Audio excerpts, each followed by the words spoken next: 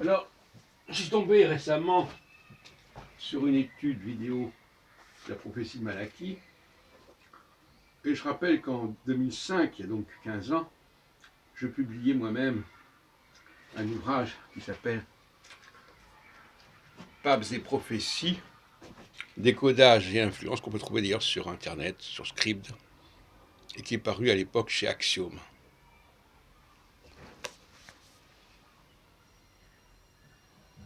Alors, je ne vous cacherai pas que c'était il y a 15 ans et que je n'ai pas en tête tout ce qui était dans cet ouvrage.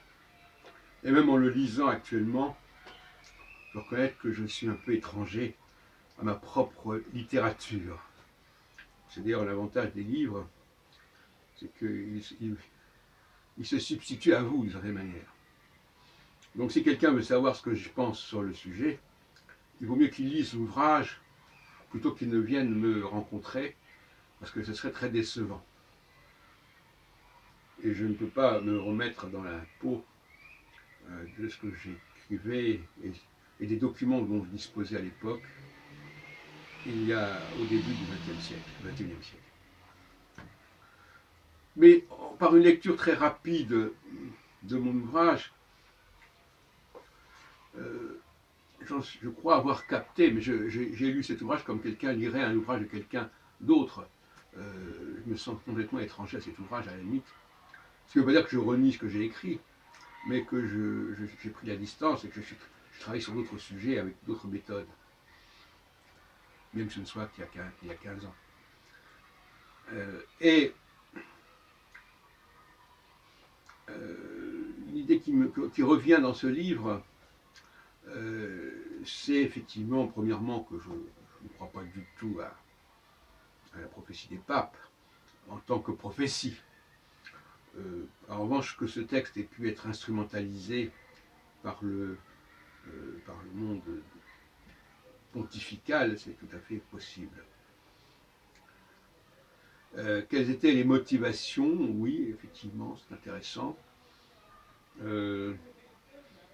Moi, je crois avoir compris que à l'époque, je développais l'idée que l'on avait prolongé artificiellement la série des devises, et qu'en réalité, les dernières devises n'étaient pas des devises, mais étaient un texte qu'on avait rajouté et qu'on a finalement découpé. Euh,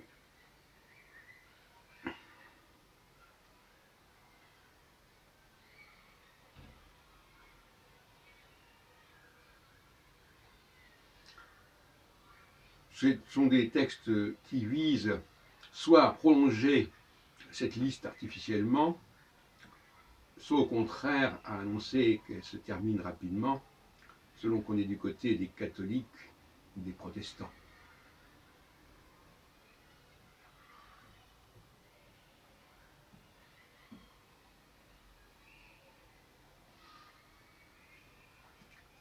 J'ai montré notamment qu'il fallait regarder l'Ecclésiastique, certains passages de l'Ecclésiastique, qui comportaient un très grand nombre de mots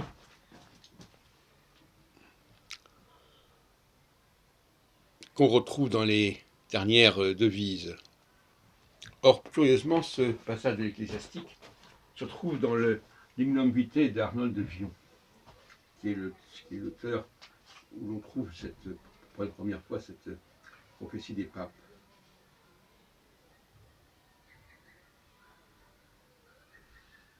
En tout cas, il faut être modeste, puisque la vidéo dont je parle, qui interroge un certain nombre de spécialistes, à la fois de Nostradamus et la prophétie des papes, n'a pas jugé bon de faire appel à mes services. Ce qui, à mon avis, est une erreur.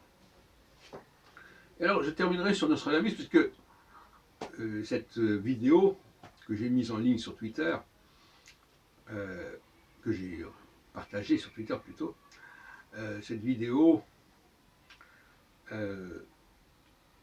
finalement dit que c'est peut-être Nostradamus qui a pu écrire cette prophétie de Malachie, etc.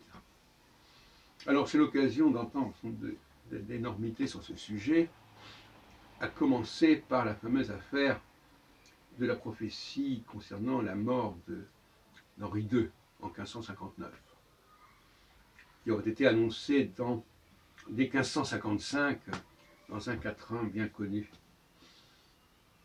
Or, je crois avoir montré de manière définitive que cette édition de 1555 est une contrefaçon antidatée et qu'elle n'a pas pu exister à l'époque.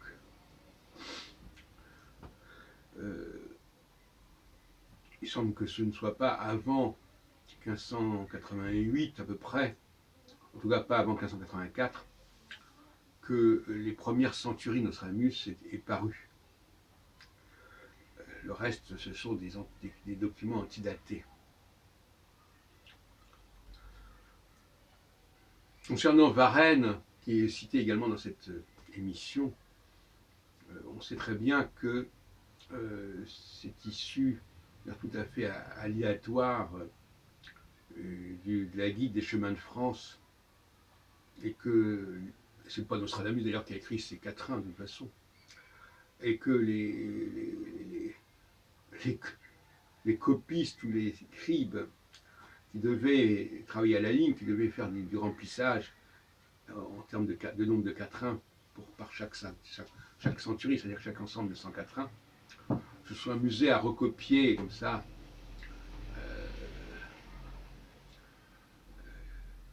des guides de voyage. Et alors il y avait donc le nom de Varenne qui figurait dans un de ces guides de voyage, mais c'était un Varenne qui se trouvait plutôt à l'ouest, vers Rennes, justement, parce qu'on parle beaucoup de la Rennes, et non pas vers l'Argonne à l'est. Voilà. Donc là aussi, on peut regretter que la vidéo en question n'ait pas fait appel à mes lumières. Alors que j'ai fait quand même plusieurs doctorats sur ce sujet.